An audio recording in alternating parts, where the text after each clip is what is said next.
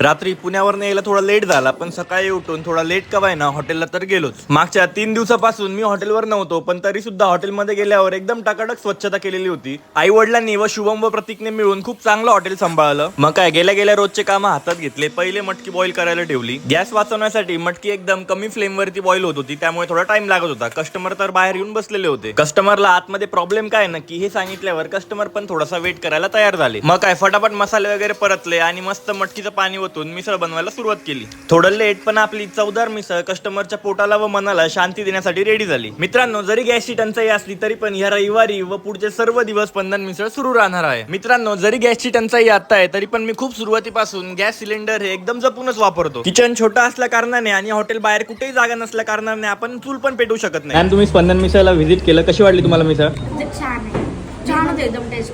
नक्की विजिट करायला या, खूप छान टेस्ट आहे.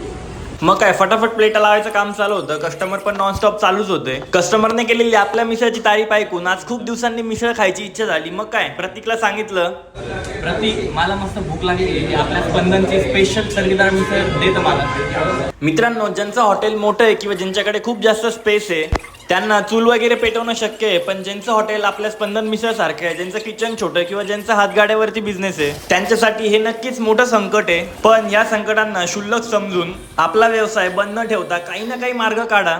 पण दुकान मात्र बंद ठेवू नका आणि स्पंदन मिसळला किती काही अडचणी आल्या तरी व्हिजिट नक्की करा.